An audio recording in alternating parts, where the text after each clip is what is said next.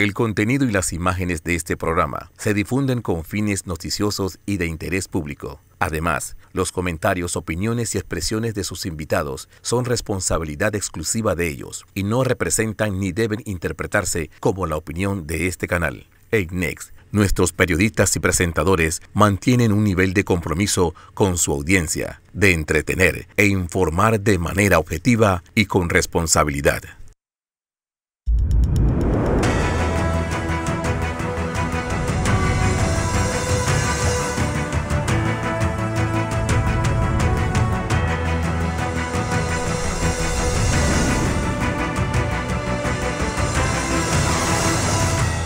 Muy buenos días, Panamá. Feliz domingo a todos. Hoy, 11 de julio. Bueno, una semana políticamente intensa. Este acercamiento entre Yanivel Ábrego y el expresidente Ricardo Martinelli. 14 diputados reunidos con el expresidente en un momento bueno, ¿qué fue lo que pasó allí? También, pues el tema de esta nota enviada a Cristiano Adames firmada por 24 diputados.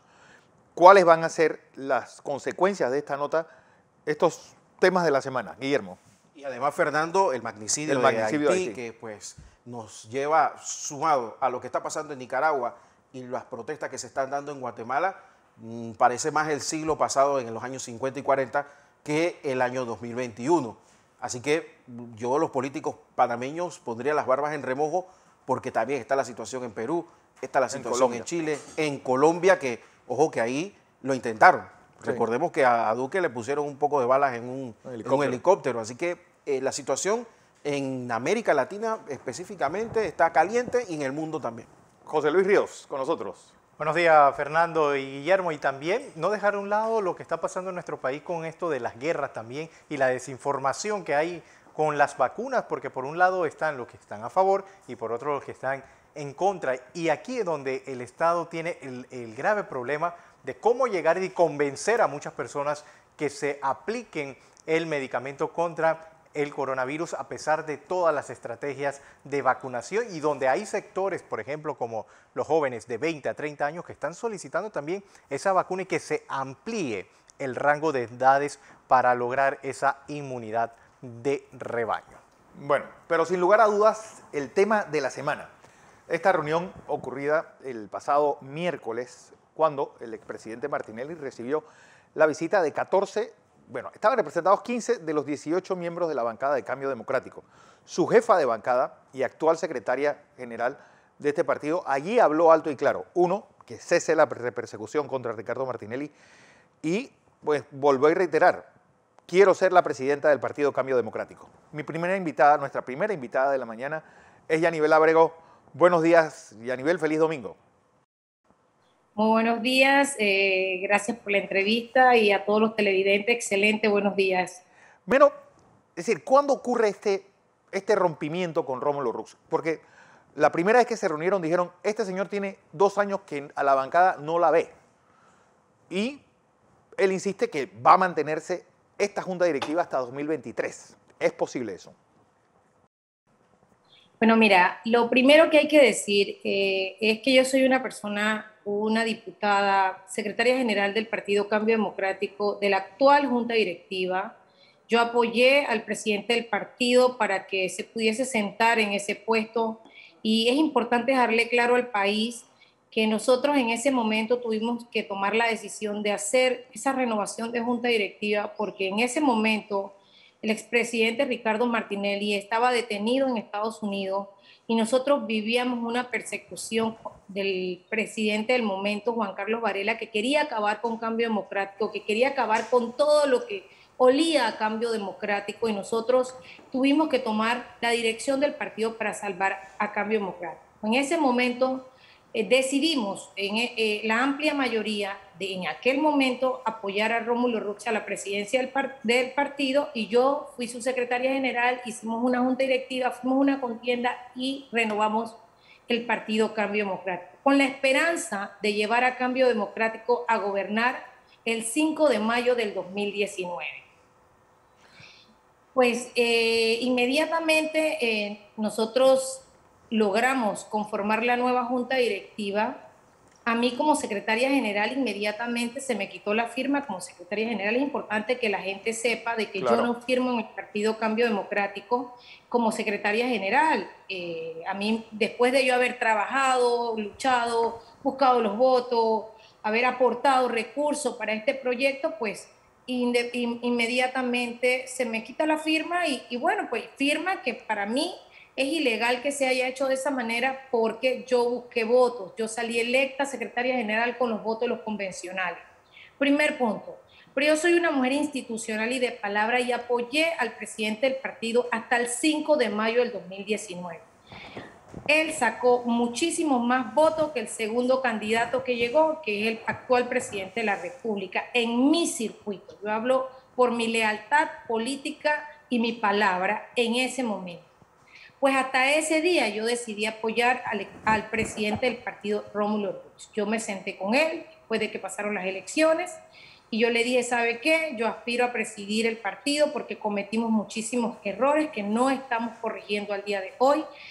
Dejamos abandonado a nuestros candidatos a representantes, a alcaldes, diputados, abandonamos a nuestros convencionales, a nuestros dirigentes, nos olvidamos de la gente que estructuralmente ponen los votos. Yo creo en la estructura de un partido, creo en las bases de un partido, soy producto de eso, entiendo cómo se buscan los votos. Entonces, con todo esto, yo me di cuenta de todos los errores que veníamos cometiendo y que al día de hoy el partido, con la dirigencia actual, comete esos errores. No puede ser posible que el Partido Cambio Democrático se haya gastado más dinero en capacitaciones virtuales que el partido PRD, que tiene el doble de adherentes, y que al día de hoy nosotros como Cambio Democrático nos hemos gastado más plata en capacitación virtual que un partido que tiene el doble de adherentes. Cuando tú preguntas a nivel nacional quiénes están recibiendo las capacitaciones, la gente te dice que ellos no le están recibiendo. Entonces, hay situaciones, hay errores que estamos cometiendo. Perdimos la elección, nos olvidamos siquiera de decirle gracias a la gente que nos ayudó, gracias a la gente que buscó los votos, cantidad de candidatos a representantes que perdieron por 5 votos, por 2 votos, por 10 votos. ¿Por qué? Por falta de recursos. Porque el partido en su momento se concentró en una campaña presidencial únicamente y se olvidó totalmente de la oferta política, de la oferta electoral de su partido. Aquí el partido se olvidó de los candidatos a representantes, se olvidó de los candidatos a alcaldes, de los candidatos a diputados y se concentró única y exclusivamente en una campaña presidencial. Porque hay algo que ya hablando de esta autopsia a la elección del año 2019, porque esta elección realmente se pierde en Azuero, coincidentalmente en los lugares donde no hubo primarias en Cambio Democrático. Esos son los errores que te estás insistiendo, Yanivel. Y que muchos PRDs que salieron habían sido parte de Cambio Democrático, claro. Que esa es otra cosa de la que esa reflexión interna tampoco se hizo. Así es, y fíjate, nosotros hemos dicho que nosotros tenemos que ir a primarias y que ya el dedo deje de desaparecer en nuestro partido, porque no sé si recuerdan, hicimos 2 primarias, una primaria exclusiva para el candidato presidencial y otra primaria para los demás. Entonces nos concentramos en la campaña de las primarias presidenciales y a la hora que llegó la primaria de los candidatos, el resto de los candidatos, no le dimos nada a esos candidatos para que fueran a buscar los votos y el resentimiento que quedó en las bases del partido se nota. Yo he recorrido el país y la gente dice, me dejaron solo, me dejaron sola, no tuve apoyo del partido, no había ni suéter ni gorra de bandera suficiente para nosotros darle a nuestra gente para que caminara y buscara los votos. O sea, los testimonios que nosotros escuchamos a nivel nacional son tangibles. Entonces, sin duda, nosotros hemos iniciado este caminar y hemos empezado a recorrer el país, a ver el sentimiento de nuestra gente, pero sobre todo ya nosotros empezamos a recoger las firmas para ir a una convención extraordinaria, que nuestros estatutos lo permiten, porque ellos dicen que los estatutos no lo permiten, sí lo permiten. El organismo máximo somos la Convención Nacional. ¿Y quiénes conforman la Convención Nacional? Pues la conformamos la comisión, te la voy a leer porque lo tengo aquí. Vale. Está conformada por la Comisión Política Nacional, la Comisión Consultiva, Nacional, el Tribunal de Honor y Disciplina, el defensor de los miembros del partido, el fiscal general, los convencionales elegidos, importante, claro, los convencionales elegidos por el partido y la Junta Directiva Nacional. Estos conformamos la Convención Nacional. Entonces, nuestros estatutos establecen que este es el organismo máximo que llama a una convención nacional. El 33% de este organismo es el que llama a la convención nacional.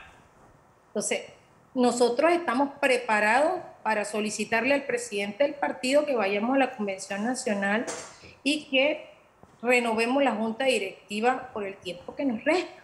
Claro. Porque fíjate, lo que yo puedo ver al son que vamos es que nos va a pasar exactamente lo mismo en el 24 y vamos a tener un partido desorganizado, sin capacitación y sin recursos para darle a nuestra oferta electoral. Pero esos cursos virtuales, ¿cuánto ha sido la cantidad? ¿Y quién lo ha recibido? Porque y si el Tribunal Electoral no da algún tipo de certificación, no tiene que dar, claro. ¿Qué es lo que está pasando ahí?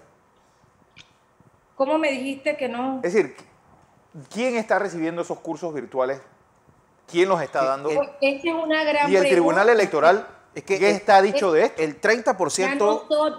Nosotros hicimos una reunión con los 3 magistrados del Tribunal Electoral, hicimos las observaciones al respecto. Nosotros estamos solicitando una auditoría al partido en los próximos días, porque nosotros queremos saber quiénes están recibiendo. Queremos nombre, apellido, cédula de quiénes son los que han recibido. Yo quiero saber de los 300.000 inscritos de Cambio Democrático, ¿cuántos miles han recibido las capacitaciones virtuales para habernos gastado lo que nos hemos gastado? ¿Y cuánto es ese monto, diputada? Sí, es que lo que pasa, diputada, es que el 30% del subsidio electoral debe utilizarse para formación política.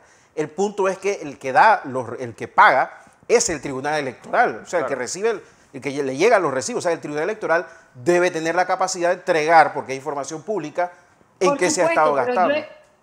Yo me voy a ir un poco más allá, porque es que yo sí quiero una auditoría forense. Yo no quiero una auditoría que sea arreglada ni maquillada. Claro. Yo soy auditor, yo soy contadora. Y no puede ser que yo sé cómo funciona esto. Yo quiero una auditoría forense en el Partido Cambio Democrático. Como secretaria general tengo toda la autoridad para solicitarla. Y la voy a solicitar en los próximos días, porque quiero saber exactamente en qué se están gastando los fondos del partido. Porque fíjate, nosotros debemos garantizar una elección en el 24 y nuestra oferta electoral está con la esperanza que un partido los tome en cuenta, que un partido los ayude. Y no es que te financie una campaña, sino que te dé los recursos, las herramientas, suete, gorra, bandera, para que nuestra gente camine, que nuestra gente tenga la movilización el día de que nuestra gente tenga la alimentación el día de, que nosotros podamos tener nuestros caminantes el día de las elecciones, en los 3 meses de campaña, que nuestros candidatos puedan contar con un respaldo de su partido. Hacia allá, que al día de hoy el partido no ofrece nada de eso, no dice nada de eso.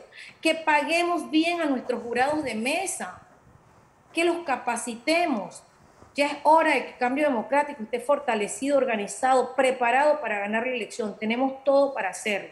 Diputada, pero de la manera que está dirigiendo la actual dirigencia del partido, pues las cosas no están funcionando. No funcionaron en el 2019 y no lo veo funcionar para el 24. Pero es por eso que hoy nosotros caminamos el país. Por eso que hoy nosotros pedimos ir a una convención extraordinaria para poner orden en la casa. Pero que me llama la atención porque... y es algo que el ingeniero Guillermo Ruiz siempre ha mencionado. Es muy raro un partido que saque más de medio millón de votos en una elección, pero todavía es más raro un partido que en las tres últimas elecciones, bueno, en la que ganó Ricardo Martinelli, estuvo rondando casi el 1 millón de votos, y las siguientes elecciones sacaron por encima de medio millón de votos. Es decir, ¿realmente vale la pena improvisar un candidato para una elección después de tener ese caudal político? Lo hicieron ya con José Domingo Arias, ahora Rómulo Rux. Mira, Cambio Democrático, cuando gobernó, fue el partido que le devolvió esa esperanza a tantos panameños. Ayudamos a tanta gente. La verdad que que se notaba la bonanza que había en ese momento. Había trabajo, había economía, todo nos iba mejor. Y eso lo dice todos los panameños en la calle. La gente dice, cuando Cambio Democrático gobernó, nos iba mejor.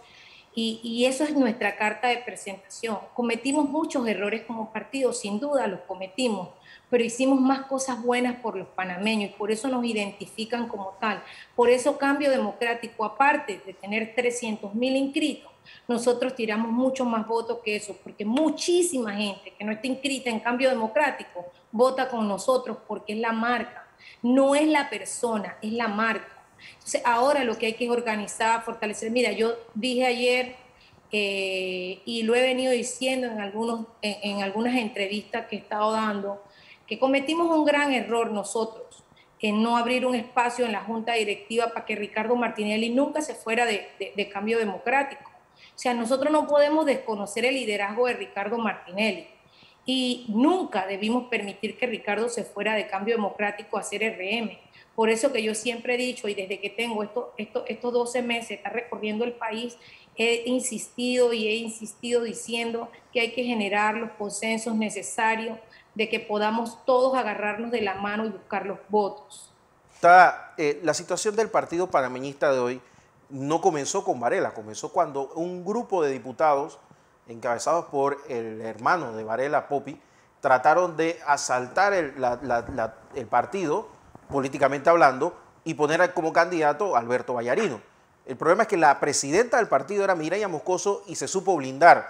Yo calculo que ustedes lo que están haciendo es evitando que vuelva a pasar algo así, tomar la presidencia del partido y tener un candidato que lo apoye todo el partido. Pero lo que me pregunto ahora es si ustedes no están dispuestos, sabiendo que falta todo este tiempo y que todavía hay un proceso para renovar el partido, si ustedes están dispuestos como diputados de Cambio Democrático y usted como secretaria general a conversar con Rómulo Rux para evitar llegar a una lucha interna que los desgaste y que de alguna manera le dé la posibilidad a un independiente, que es lo que pareciera que pudiera ir contra Cambio Democrático, y que al final lleguen muy desgastados a las elecciones del 2024. Yo no sé si esa posibilidad se podría dar, porque si yo fuera Rómulo Rux ya me hubiera dado cuenta de que si Ricardo Martinelli no me levanta la mano, es muy poco probable de que saque los 500.000 votos que saqué la vez pasada y que sacó el anterior y que sacó el propio Martinelli.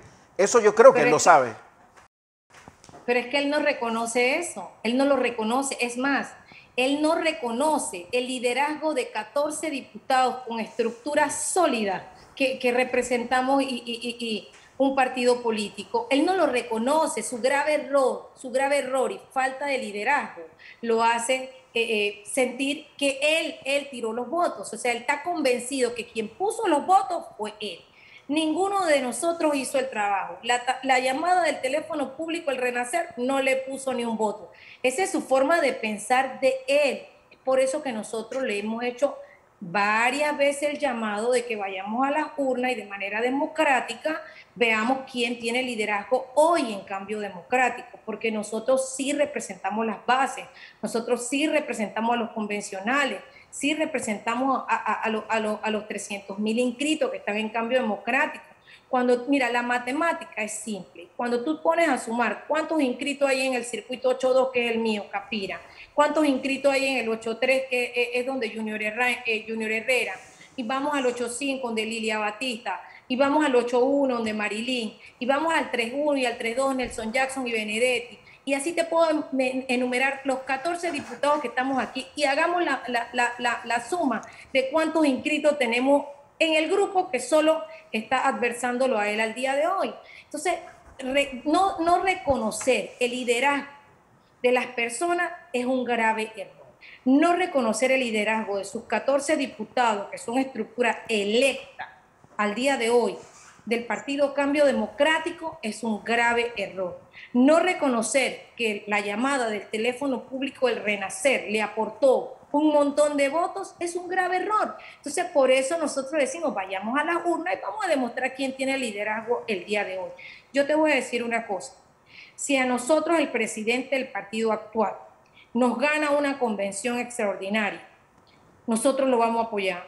Si el presidente del partido actual demuestra que él sí tiene liderazgo de cambio democrático, nosotros lo vamos a apoyar. Aquí no nos vamos a fraccionar y nos vamos a dividir, pero él claramente en varios medios de comunicación ha dicho que nosotros no representamos a nadie. Entonces, si nosotros no representamos a nadie, nosotros a él no le vamos a poner ningún voto tampoco. Porque entonces, ¿cómo, vamos a ver qué va a pasar? Guillermo y diputada, buscar ese acercamiento o ese diálogo cuando vimos que el señor Rómulo Rux aparece en una conferencia de prensa un día antes de que se eligiera la nueva junta directiva de la Asamblea Nacional de Diputados, y hasta el momento, la fecha que es diputada y no se ha acercado a ustedes, volvió y desapareció? Él no se va a acercar porque su soberbia es más grande que todo.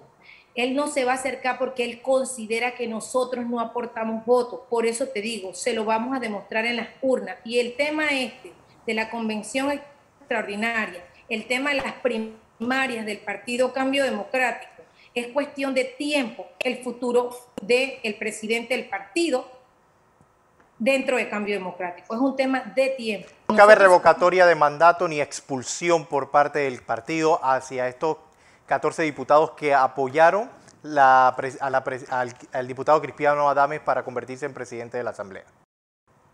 Mira, ¿cómo puede caber revocatoria de mandato y expulsión si ellos hicieron una reunión, no llamaron a la comisión política, ellos ni siquiera tiraron una línea, o sea, ellos no nos llamaron a nosotros? Al día de hoy, 15 diputados de la bancada mayoritaria de Cambio Democrático, él no se reunió con nosotros. Nosotros nos enteramos del comunicado por las redes sociales, para que sepas, y nos enteramos que teníamos candidato propio el 1 de julio cuando se postularon entre ellos 3. Nosotros ni siquiera fuimos notificados que legalmente estamos preparados para cualquier proceso que él intente hacer. Porque también te quiero decir una cosa, sería un grave, grave error y un claro acto de desesperación del presidente del partido iniciar un proceso de expulsión o revocatoria de mandato cuando tiene un brazo político consolidado de 15 diputados diciéndole, ¿sabes qué? Queremos renovar el partido. ¿Sabes qué? Queremos que Cambio Democrático se capacite, queremos que Cambio Democrático se fortalezca, queremos que Cambio Democrático vuelva a gobernar y que generemos los consensos necesarios para llegar a ser gobierno. Por eso te digo, nosotros tenemos la capacidad política y la habilidad política para sentarnos en la mesa y ponernos de acuerdo con quien nos tengamos que poner de acuerdo para gobernar. ¿Quién marca en las encuestas el día de hoy? A ver, Fernando. Sí, Ricardo Martinelli. Entonces, ¿cuánto marca el candidato de Cambio Democrático? ¿Cuánto marca el presidente del partido Cambio Democrático? Entonces, la matemática te dije que sí. Se rumoró mucho el jueves en la tarde un almuerzo que había sostenido con Aníbal Galindo, un emisario de Rómulo Rux, para buscar un camino intermedio. Aníbal apoya nuestro proyecto. Aníbal, miren, yo apoyé al presidente del partido y ya no estoy allá, estoy en el otro lado. Entonces, yo estoy sumando gente día tras día. Estoy sumando gente, Fernando. Todos los días estoy sumando gente a este proyecto, porque este es un proyecto que va a llevar a este barco a puerto seguro. Y yo cada día le hago el llamado a la gente y a los convencionales, a los dirigentes, súmense, inscribamos gente, fortalezcamos CD. Yo quiero presidir el partido porque quiero organizarlo, porque quiero de verdad dar las capacitaciones físicas, no capacitaciones virtuales que no le llegan a nadie. Yo quiero de verdad tener un partido que sea una oferta y una opción real de ser gobierno en el 24, agarrados de la mano de quienes nos pueden llevar a ser gobierno. Una pregunta, ¿Yanivel Abrego quiere ser candidata a presidente de la República? Yo estoy hoy aspirando a la presidencia del partido Cambio Democrático y quiero tener un partido, como ya te lo dije, organizado, capacitado, capaz de podernos sentar en la mesa, a ponernos de acuerdo con Alianza, a ponernos de acuerdo con RN, a ponernos de acuerdo con Molirena y poder llevar esto a puerto seguro. Eso es lo que un dirigente nacional puede hacer. Eso es lo que un presidente del partido puede hacer, dejar el egoísmo de pensar solo en él, en su candidatura personal, y al costo de su candidatura personal sacrificar un colectivo. Y eso es lo que yo no voy a hacer. Yo voy a generar las condiciones necesarias para que Cambio Democrático vuelva a gobernar. Fecha, diputada, ya para presentar y llamar a esa convención extraordinaria. Sí, ¿algún cronograma de cómo va a ser este proceso hasta llegar a una convención extraordinaria? El primer paso es solicitarle formalmente al presidente del partido, con el 33% de la convención nacional, solicitarle al presidente del partido que vayamos a la convención extraordinaria. Ese es el primer paso. Él tendrá unos días para responder sí, no, ajá. Nosotros pensamos que hemos lanzado el reto. Ojalá nos demuestre que él de verdad tiene la fortaleza y la capacidad política de llamar a una convención y demostrarle a este grupo de que él es el que controla en el partido. Yo por eso que le he lanzado el reto, porque si él tiene de verdad la capacidad política y si tiene los votos, es más, si yo tuviese en el lugar de él y yo tuviese el liderazgo que dice él que tiene, yo fuera a la convención ya. Y le demostrara a Yanivel Ábrego y al equipo que quien tiene el control en el partido es él, que el que tiene la capacidad política de ser el candidato a presidente del Partido Cambio Democrático es él. Yo lo demostrara, pero yo le he lanzado el reto ya varias veces y la verdad que guarda silencio. Bueno, Yanivel Ábrego, como siempre un placer tenerte. Feliz domingo a ti y a tus votantes allá en Capira. Y jefa de bancada, secretaria general de Cambio Democrático. Saludos. Muchísimas gracias. Así es, vamos a información comercial. Cuando regresemos, vamos a tener al abogado Luis Eduardo Camacho González. ¿Qué fue lo que se entregó en la Asamblea? Y pues que se ha tergiversado mucho el diputado Carles, Ana Matilde Gómez. ¿Realmente qué fue lo que se entregó en la Asamblea y qué es lo que se está solicitando? Después del cambio.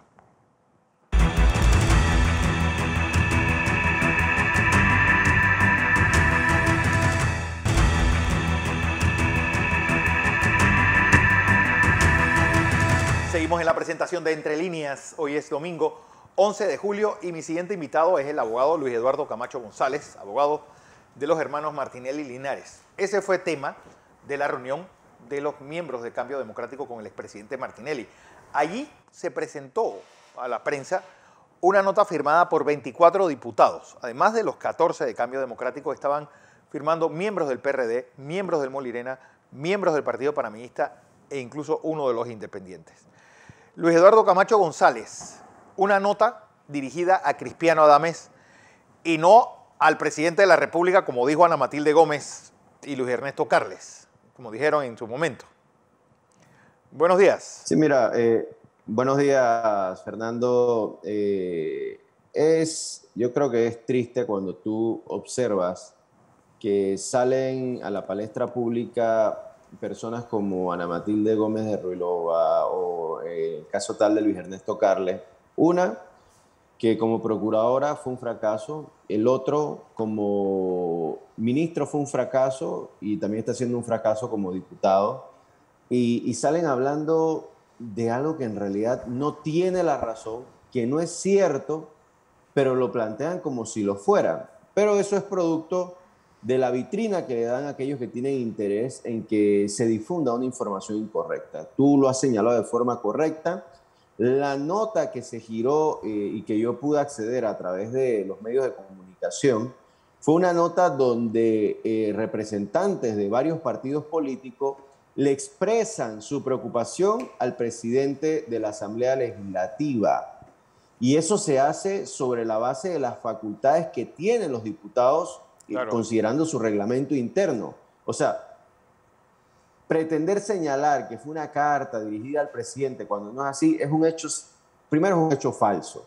Segundo, la nota realizada por parte de los diputados, son 25 en total si contamos a la honorable Mayín Correa, es una nota que se da dentro de las facultades de los diputados de la Asamblea Legislativa. Es decir, no es extraña, no es ilegal, está dentro de las atribuciones que tienen. Segundo, se ha pretendido señalar que existe algún tipo de responsabilidad por esa nota y resulta ser que es que el señor diputado Carles no se conoce ni siquiera lo que dice la Constitución. Y él creo que es abogado. Sí, es abogado.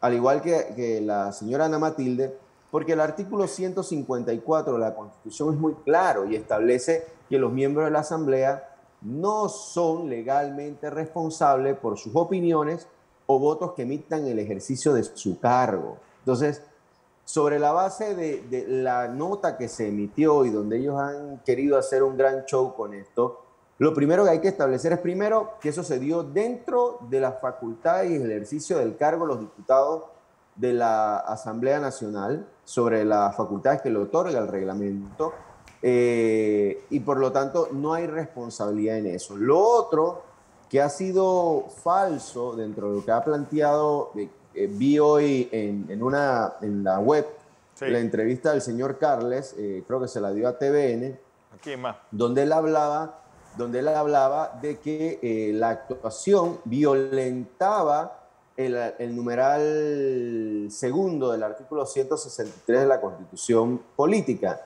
Y ese artículo lo que dice, palabras más, palabras menos, es que describe cuáles son las prohibiciones de la Asamblea. Y dentro de esas prohibiciones, el numeral 2 establece que inmiscuirse por medio de resoluciones. Y esto es bien importante, dice, inmiscuirse por medio de resoluciones en asuntos que son privativa competencia de otros órganos del Estado. Entonces, la primera pregunta que hay que hacerse frente a ese planteamiento, porque así lo señaló el señor Carles, es, ¿qué resolución? Claro. Aquí no existe ninguna resolución. Aquí lo que existe es una nota dentro de las facultades que tienen los diputados, donde han solicitado al presidente de su órgano, es decir, del órgano legislativo, revisar lo que está sucediendo con el caso de los hermanos Martinelli y Linares, tomando en consideración que los mismos son diputados, o sea, son sus colegas. Ellos son diputados de la República por parte del Estado panameño, y lo que están pidiendo es, uno, que se haga la creación de una comisión de conformidad al artículo 57 del reglamento interno de la Asamblea, para inquirir sobre la situación de justicia de los diputados. Lo otro que ellos han pedido es que se haga un llamado de atención para que el Estado panameño tome razón de lo que está sucediendo, investigue lo que está pasando, porque no puede desconocerse que los diputados del Parlacén son colegas de los diputados de la Asamblea claro, Nacional. Tienen todos los fueros y todos los... Y como consecuencia de eso, y nosotros lo hemos venido planteando en todas nuestras intervenciones, lo que le está sucediendo a los hermanos Martinelli y Linares le puede suceder a cualquier servidor público, ya sea de elección popular o de nombramiento, que salga a ejercer cualquier situación fuera de la República. Y de esa situación no escapan los diputados de la Asamblea Legislativa. Por poner un ejemplo, imagínate que el día de mañana salga cualquiera de los diputados a una misión y en medio de su misión se dé una situación que el Estado panameño no va a hacer absolutamente nada por mí, y mucho más cuando ellos están estableciendo que dentro de los precedentes que existen hay evidencia de que ya en otras ocasiones el Estado panameño ha inquirido a sus contrapartes, en este caso a otro Estado, a respetar las prerrogativas que se extienden o que tienen aquellas personas que tienen carácter diplomático. Porque otra cosa que se dijo es que, no sé si fue Carles o fue Ana Matilde, que dijeron que el órgano legislativo se estaba inmiscuyendo en asuntos del órgano judicial. Es que, no, mira, eso es otro error. Primero, que ¿cómo hablar del órgano judicial si el órgano judicial no tiene participación absoluta en lo que está sucediendo en la actualidad? O sea, la pregunta es ¿de qué manera se inmiscuye en el órgano judicial cuando el órgano judicial panameño no tiene participación alguna en lo que está sucediendo actualmente en Guatemala con los hermanos Martinelli y Linares? Entonces, ellos han planteado varias posiciones que no solamente son ilógicas, sino que no encuentran soporte jurídico en normativa alguna. Aquí hay que partir señalando, y como lo plantea la nota de los diputados de la Asamblea, el artículo 17 de la Constitución Política es un mandato que se da a todas nuestras autoridades. Y es un mandato que se da a las autoridades del Estado panameño. Es decir, el Estado panameño, a través de sus autoridades, tiene el deber de proteger y salvaguardar a los nacionales y extranjeros que se encuentran bajo su jurisdicción, y en el caso de los nacionales, a los nacionales que se encuentran fuera del país. Es que, Eduardo, yo creo que lo que se aprovecha es de que hay desconocimiento en la población de cuál es el rol del diputado del Parlacén. Es un diputado de cada república. Y al final son los parlamentos nacionales los que corren con todo. O sea, un diputado del Parlacén es exactamente como un diputado de la República, pero actúa en Guatemala. Entonces, ahí no tendría nada que ver ninguno de los otros órganos del Estado y ninguna otra competencia centroamericana, sino precisamente el ámbito legislativo. Lo que pasa es que como no se explica, claro, se habla de... No solamente en Guatemala. Ellos tienen gestiones en Guatemala, pero también realizan gestiones a nivel de todo Centroamérica, a nivel de Panamá. Ellos tienen una sede en Panamá, sí, donde mantienen reuniones. Como yo se lo dije en su momento a los representantes de la Cancillería, no es que tú vas al Parlacén y te haces diputado y pagaste una membresía y te dan una suscripción. No, esto no funciona así. El caso de los hermanos Martinelli y Linares y todo aquel diputado del Parlamento Centroamericano llega a ese cargo producto de la participación en un proceso electoral democrático, donde son elegidos a punta de voto. Entonces, estos diputados, y nosotros lo hemos expuesto ya en los medios de Next, cuando llegan a ese cargo, se les expide una identificación diplomática donde dice diputados del Parlamento Centroamericano por el Estado de Panamá. Es decir, representan al Estado panameño en sus actuaciones, y eso son parte de las reclamaciones que nosotros hemos expresado en muchas ocasiones a la Cancillería, y lo que expresan los diputados, no solamente de Cambio Democrático, sino también del panameñismo, del partido PRD, del Molirena, e incluso independiente, lo que expresan allí es hacer un llamado al Estado panameño para que se observe con cuidado lo que está sucediendo con dos diputados del Parlamento Centroamericano y colegas o homólogos de la Asamblea Nacional de Diputados, porque lo que ellos están viviendo puede suceder en cualquier momento a un diputado de la Asamblea Legislativa o incluso hasta un ministro o un viceministro. Claro. Y eso es el planteamiento que se ha hecho y se ha reiterado en muchas ocasiones a la Cancillería, que no se puede desconocer la situación que están pasando dos panameños, pero dos panameños que tienen la condición de parlamentarios centroamericanos y que tienen una investidura diplomática que ha sido pisoteada por parte de las autoridades guatemaltecas, que impedían que fueran objeto de una detención. Y eso es precisamente el llamado de atención que está haciendo la Asamblea con esta nota, que, insisto, no es una resolución, como lo ha querido hacer ver el diputado Carles, que se ve que ni siquiera conoce la Constitución. No es una resolución, y por no ser una resolución no encaja dentro de las violaciones que él señaló al numeral 2 del artículo 163. Y es una cosa básica. Cuando tú estás en primer año de Derecho, que pareciera que el colega no pasó por allí, a uno le enseñan qué son resoluciones, qué son leyes, qué son acuerdos, qué es una nota. Y en este caso, lo que expidió los diputados de la Asamblea fue una nota. Y una nota no puede ser catalogada como una violación, una infracción a la Constitución, mucho menos cuando se realiza dentro de las facultades de los diputados. Entonces, claro, yo entiendo que existen rivalidades políticas, que él es adversario de Ricardo Martinelli, que él le tiene un odio especial a Ricardo Martinelli por las situaciones que se dieron producto de las diferencias políticas en su momento, pero eso no es una razón para que se pierda la objetividad y no se diga las cosas como son. Y en este caso, primero, no hay ninguna infracción, no se puede investigar o iniciar una investigación contra los diputados por haber hecho una gestión en relación a su cargo, y así lo dice el artículo 154 de la Constitución.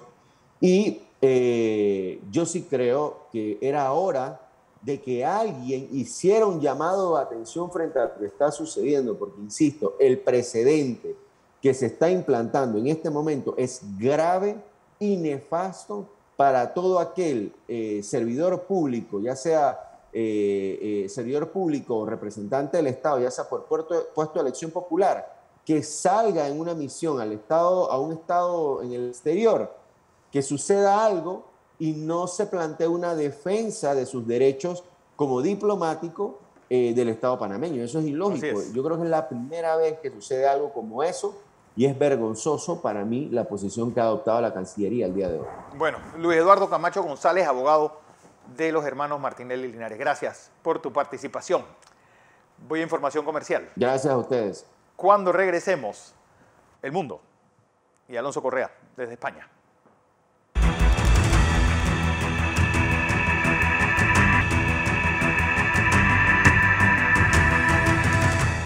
Estamos de regreso con más de Entre Líneas y vamos a hablar sobre el tema del coronavirus, porque ya Singapur lo está tratando como una enfermedad endémica, muy parecida a la gripe.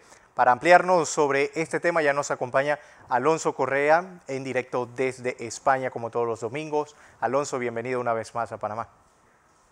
Muchas gracias, José Luis, y feliz domingo a todos. Y bueno, a ver, Singapur es el primer país, hay un ejemplo a seguir, que pues denomina al coronavirus como una enfermedad endémica, parecido a la gripe, a la varicela y al dengue en específico. Son enfermedades que también causaron muchísimos estragos, muchísimas muertes cuando estaban, y una vez que se solucionaron no se pueden llevar los casos de contagio a cero, pero se saben cómo tratar. A ver, ¿se puede comparar a Panamá y a Singapur? En el manejo de la crisis sanitaria, no se puede, porque Singapur es uno de los países que mejor ha llevado esta pandemia, a pesar de tener una población bastante similar, unos 5 millones contra los 4 millones que tiene Panamá. Ha tenido, el día que más casos tuvo fue en marzo y fueron 1.111 casos en un solo día. El resto del tiempo ha ido en declive y han sido no más de 20 casos al día en todos los 16 meses que lleva el país dentro de una pandemia. Panamá, al contrario, pues ya hemos visto que tiene sus picos y sus bajas, así que no se puede comparar el control que se ha tenido en la crisis, pero sí se puede comparar el porcentaje de población que está vacunada actualmente. Panamá ya se ha vacunado a gran parte de la población de riesgo. En Singapur ya 2/3 de la población en riesgo, mayores de 60 y personas con enfermedades crónicas, ya están vacunadas, y de esos 2/3, 1/3 ya tiene las 2 dosis. Estamos hablando de que se han repartido 5.3 millones de dosis y hay 2.2 millones de personas que ya tienen pues, las defensas completas, las 2 vacunas necesarias. ¿Y eso qué significa? Ya ha llegado a este punto, a este nivel del 50%, es cercano a ese 70%, y se ha dado cuenta de que los casos no disminuyen. Es más, hay personas con ambas dosis que todavía se contagian, pero no llegan a ser críticas ni llegan a desarrollar síntomas tan graves. ¿Eso qué significa? Que va a ser idéntico a la gripe estacional o a la gripe común. Esas vacunas que hay que ponerse todos los años para reforzar las defensas y estar pues, protegido en contra de la gripe. Va a ser algo parecido con el coronavirus. Lo más seguro es que se desarrolle una técnica o algo para pues, implementar una dosis tanto para la gripe como para el coronavirus en una sola vacuna. Y ya solo hay que seguir el ejemplo de Singapur y de muchos otros países como Israel, que ya han dicho que no vamos a vivir sin coronavirus, sino que vamos a regresar a una normalidad con el coronavirus controlado. Ya hemos visto aquí en España, y es un ejemplo perfecto, ya que soy parte de esa población que ha visto que los casos en jóvenes han empezado a ascender, pero la hospitalización ha empezado a decaer. La gran mayoría de los casos lo pasan o asintomático o muy leve dentro de sus casas. ¿Qué significa esto?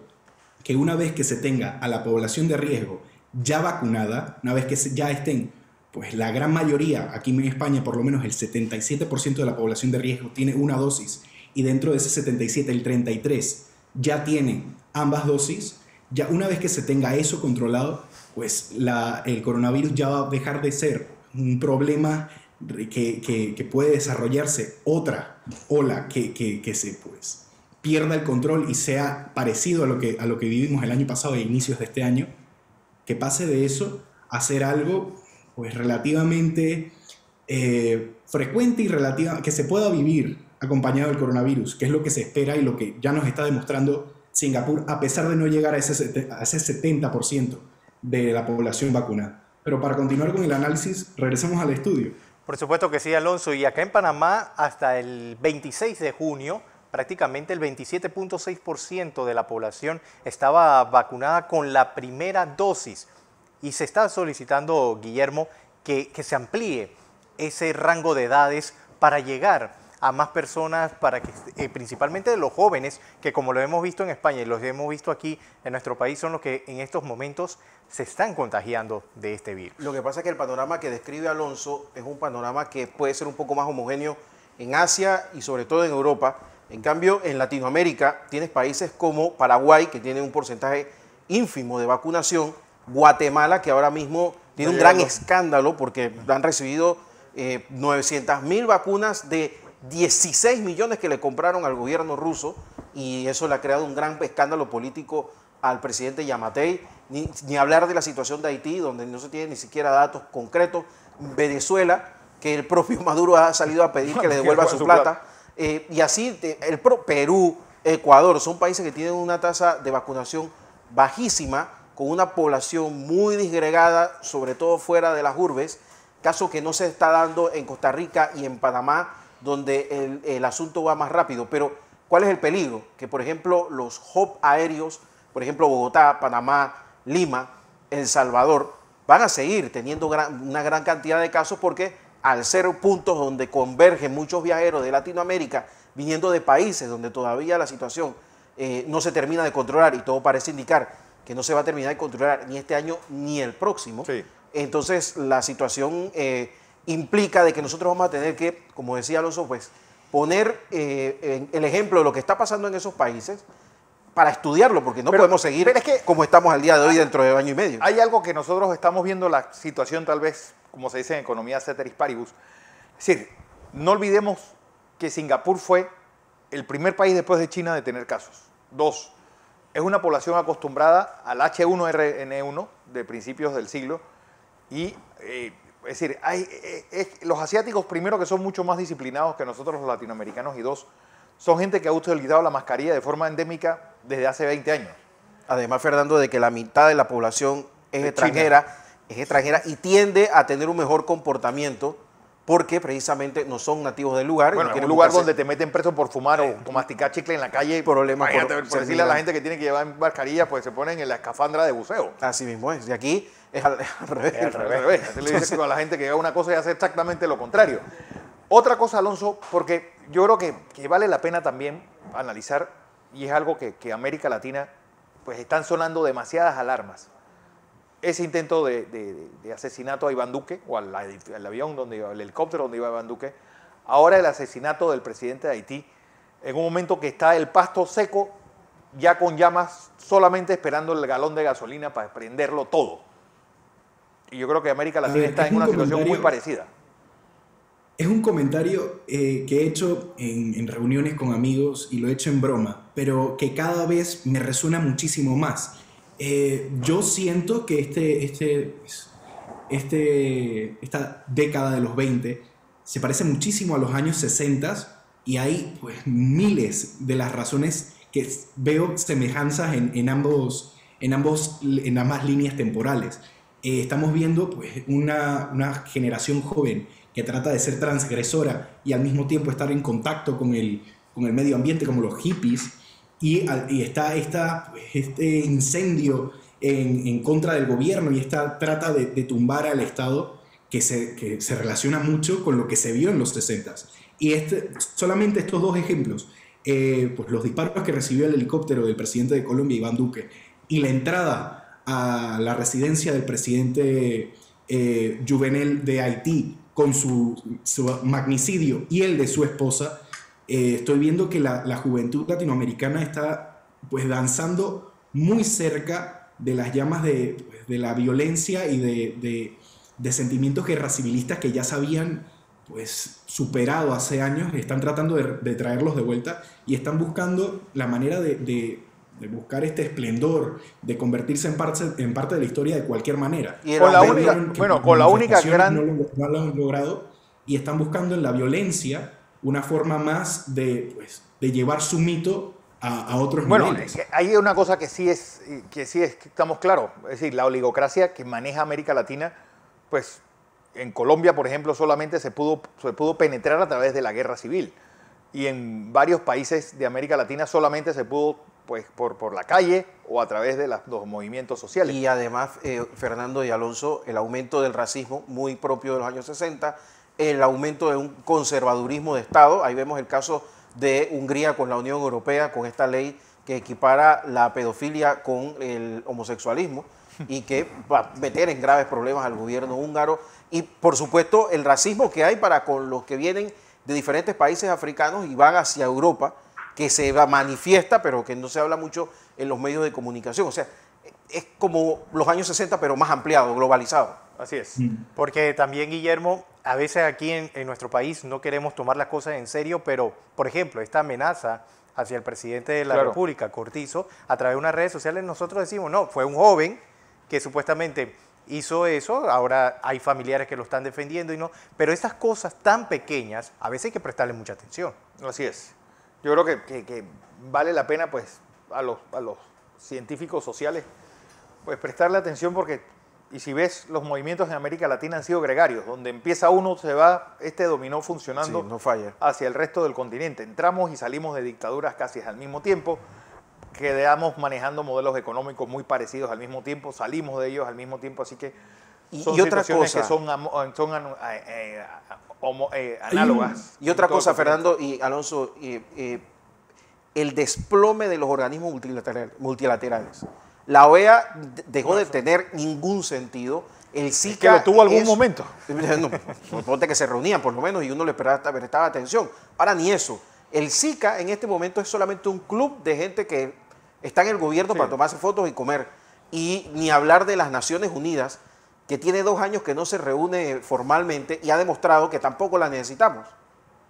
Porque más allá del Consejo de Seguridad, que se la pasan cada uno bloqueándose las iniciativas, esta pandemia se ha manejado cada uno por su cuenta y a lo lejos se escucha un ruido del señor de la OMS que dice una cosa y después pasa otra.